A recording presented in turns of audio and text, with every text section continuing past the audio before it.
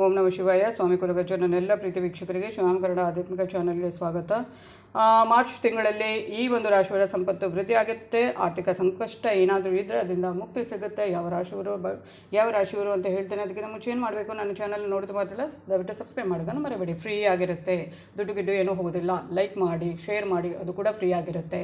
ಹಾಗೆಯೇ ನಿಮ್ಮ ಏನು ವೈಯಕ್ತಿಕ ಸಮಸ್ಯೆ ಇದೆ ಮುಕ್ತವಾಗಿ ನನಗೆ ಕಮೆಂಟ್ ಬಾಕ್ಸಲ್ಲಿ ಕಮೆಂಟ್ ಹಾಕಿ, ಡೀಟೇಲ್ ಆಗಿ ಬರೆದು ಹಾಕಿ, ಜೊತೆಗೆ ರಾಶಿ ನಕ್ಷತ್ರವನ್ನು ತಿಳಿಸಿ. ಒಂದು ವೇಳೆ ಗೊತ್ತಿಲ್ಲ ಅಂದರೆ ಟೆನ್ಷನ್ ಮಾಡಬೇಡಿ, ನಿಮ್ಮ ಜನ್ಮ ದಿನಾಂಕವನ್ನು ಸೂಚಿಸಿ. ಖಂಡಿತವಾಗ್ಲೂ ರಾಶಿ ನಕ್ಷತ್ರವನ್ನು ಗುರುತಿಸಿ ಅದಕ್ಕೆ ತಕ್ಕ ಸುಲಭ ಸೂಕ್ತ ಪರಿಹಾರವನ್ನು ಸೂಚಿಸ್ತೇನೆ. ಅಲ್ಲೇ ಸೂಚಿಸ್ತೇನೆ. ಸ್ವಲ್ಪ ಉತ್ತರ ಕೊಡುವಾಗ ಸ್ವಲ್ಪ ಸಮಯ ಆಚೆ ಆಗಬಹುದು. ಖಂಡಿತವಾಗ್ಲೂ ಪ್ರತಿಯೊಬ್ಬರಿಗೂ ಉತ್ತರ ಕೊಡ್ತೇನೆ. ಚೆಕ್ ಮಾಡ್ತಾ ಇರ್ಬೋದು, ನೀವು ಚೆಕ್ ಮಾಡಿ. ಹಾಗೆಯೇ ನಾನು ನಿಮ್ಮ ಜೊತೆ ಯಾವತ್ತೂ ಇರ್ತೇನೆ. ಸಬ್ಸ್ಕ್ರೈಬ್ ಅಂತ ಒತ್ತುವಾಗ ಸೈಡಲ್ಲಿ ಬೆಲ್ ಐಕಾನ್ ಇರುತ್ತಲ್ಲೋ ಅದನ್ನು ಒತ್ತಿದಾಗ ಆಲ್ ಅಂತ ಬರುತ್ತೆ, ಅದನ್ನು ಪ್ರೆಸ್ ಮಾಡೋದನ್ನು ಮರಿಬೇಡಾಗ ನನ್ನ ಎಲ್ಲ ವಿಡಿಯೋ ನೋಟಿಫಿಕೇಶನ್ಗೆ ಸಿಗುತ್ತೆ.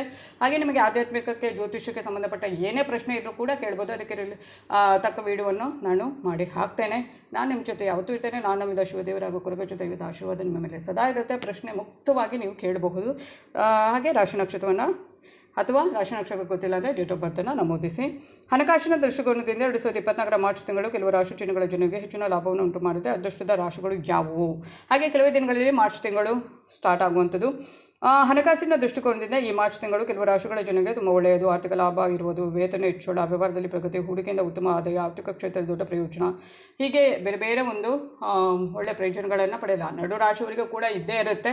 ಅದೇ ಕೆಲವೊಂದು ಗ್ರಹಗಳ ಸಂಚಾರ ಅಥವಾ ಕೆಲವೊಂದು ತಿಂಗಳಲ್ಲಿ ಕೆಲವು ರಾಶಿಯವರಿಗೆ ಇರುತ್ತೆ. ಹಾಗಂತ 12 ರಾಶಿಯವರಿಗೇನು ಬಾಕಿ ರಾಶಿಯವರಿಗೇನು ಕೆಟ್ಟದ್ದು ಅಥವಾ ಏನು ಇದು ಇಲ್ಲ ಅಂತಲ್ಲ. ಸ್ವಲ್ಪ ಕಮ್ಮಿ ಇರುತ್ತೆ, ಸ್ವಲ್ಪ ಮಧ್ಯಮವಾಗಿರುತ್ತೆ ಅಷ್ಟೇ.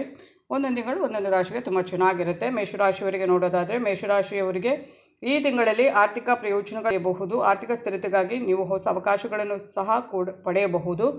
ಹಾಗೆಯೇ ಈ ತಿಂಗಳು ಮನೆಯಲ್ಲಿ ಪಿತ್ರಾರ್ಜಿತ ಆಸ್ತಿಯ ಬಗ್ಗೆ ಸ್ವಲ್ಪ ಚರ್ಚೆ ನಡೆಯಬಹುದು. ಅದು ಕೂಡ ಒಳ್ಳೆಯದಾಗಿರುತ್ತೆ. ಅದರಲ್ಲೂ ತುಂಬ ಒಳ್ಳೆಯ ಒಂದು ಫಲಿತಾಂಶ ಸಿಗುವಂಥದ್ದು ಮತ್ತು ವೈವಾಹಿಕ ಜೀವನ ತುಂಬಾ ಆಹ್ಲಾದಕರವಾಗಿರುತ್ತೆ. ಈ ತಿಂಗಳು ಮೇಷರಾಶಿಯವರಿಗೆ ತುಂಬ ಹಣಕಾಸಿನ ವಿಚಾರದಲ್ಲಿ, ಫ್ಯಾಮಿಲಿ ವಿಚಾರದಲ್ಲಿ ತುಂಬ ಚೆನ್ನಾಗಿದೆ. ಸಿಂಹರಾಶಿ, ಸಂಬಳ ಪಡೆಯುವ ಈ ರಾಶಿ ಜನರು ಈ ತಿಂಗಳು ವೇತನ ಹೆಚ್ಚಳಕ್ಕೆ ಒತ್ತಾಯಿಸಬಹುದು. ಈ ತಿಂಗಳು ಜೀವನ ಶೈಲಿ ಬದಲಾವಣೆಗಳಿಂದಾಗಿ ಖರ್ಚುಗಳು ಹೆಚ್ಚಾಗಬಹುದು. ಅದರ ಬಗ್ಗೆ ಸ್ವಲ್ಪ ಏನು ಮಾಡಬೇಕು, ಜಾಗ್ರತೆ ವಹಿಸಬೇಕು. ಆದರೂ ಕೂಡ ಈ ತಿಂಗಳು ನಿಮ್ಮ ಪರಿಸ್ಥಿತಿ ಉತ್ತಮವಾಗಿರುತ್ತೆ. ನೀವು ಕೆಲವು ಹೊಸ ಹವ್ಯಾಸಗಳನ್ನು ಕಂಡುಕೊಳ್ಬಹುದು. ಹೊಸ ಸೃಜನಶೀಲ ಕಲಾತ್ಮಕ ಯೋಜನೆಗಳಲ್ಲಿ ತೊಡಗಿಸಿಕೊಳ್ಳಬಹುದು. ಹಾಗೆಯೇ ವೈಯಕ್ತಿಕ ಜೀವನದಲ್ಲಿ ನಿಮ್ಮ ಸಂಗಾತಿಯೊಂದಿಗೆ ನೀವು ಕೆಲವು ಆಹ್ಲಾದಕರ ಕ್ಷಣಗಳನ್ನು ಕಳೆಯಬಹುದು. ಯಾರು ಇದು? ಸಿಂಹರಾಶಿಯವರು. ಹಾಗೆ ನಾವು ನೆಕ್ಸ್ಟ್ ನೋಡೋದಾದರೆ ವೃಶ್ಚಿಕ ರಾಶಿಯವರು.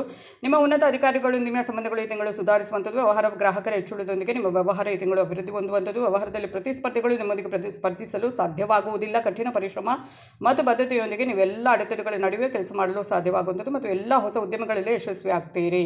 ಆದಾಯದ ಮತ್ತೊಂದು ಪರ್ಯಾಯ ಮೂಲವನ್ನು ಕಂಡುಹಿಡಿಯಲು ನೀವು ಸಕ್ರಿಯವಾಗಿ ಪ್ರಯತ್ನಿಸಿದರೆ ವಿದ್ಯಾರ್ಥಿಗಳಿಗೆ ಯಾವುದೇ ತೊಂದರೆ ಇಲ್ಲದೆ ತಮ್ಮ ಅಧ್ಯಯನದಲ್ಲಿ ಉತ್ತಮ ಸಮಯವನ್ನು ಕಳೆಯುವಂಥದ್ದು ಮತ್ತು ಈ ತಿಂಗಳು ನಡೆಯುವ ಮಾಸಿಕ ಪರೀಕ್ಷೆ ಅಥವಾ ಸ್ಪರ್ಧಾತ್ಮಕ ಪರೀಕ್ಷೆಗಳು ಉತ್ತಮ ಪ್ರದರ್ಶನ ನೀಡಲು ಸಾಧ್ಯವಾಗುವಂಥದ್ದು.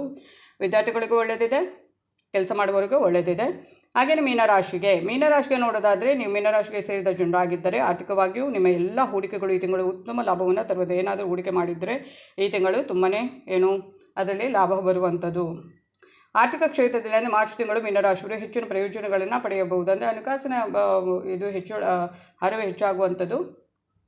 ಹಾಗೆಯೇ ಈ ತಿಂಗಳು ನೀವು ಎಲ್ಲ ಒಂದು ಉದ್ಯೋಗದಲ್ಲಿ ಆಗಿರ್ಬೋದು ಅಥವಾ ಕುಟುಂಬದಲ್ಲಿ ಆಗಿರ್ಬೋದು ಅಥವಾ ಒಂದು ಲಾಭದ ಒಂದು ಇದು ನೋಡೋದಾದರೆ ಈ ತಿಂಗಳು ನಿಮಗೆ ತುಂಬಾ ಅದೃಷ್ಟ ಅಂತಲೇ ಹೇಳಬಹುದು. ಮೀನರಾಶಿಯವರಿಗೆ ಈ ಒಂದು ರಾಶಿಯವರಿಗೆ ತುಂಬ ಜಾಸ್ತಿ ಇರುವಂಥದ್ದು. ಅಂದರೆ ಎಲ್ಲ 12 ರಾಶಿಗೂ ಕೂಡ ಇರುವಂಥದ್ದು. ಪ್ರತಿ ತಿಂಗಳು ಒಂದೊಂದು ವಿಷಯದಲ್ಲಿ ಒಬ್ಬೊಬ್ಬರಿಗೆ ತುಂಬ ಚೆನ್ನಾಗಿರುವಂಥದ್ದು. ಇದು ಇವತ್ತಿನ ವಿಡಿಯೋ ಆಗಿರುತ್ತೆ. ಮುಂದಿನ ವಿಡಿಯೋದಲ್ಲಿ ಮತ್ತೆ ಭೇಟಿ ಆಗ್ತೀನಿ. ಧನ್ಯವಾದಗಳು.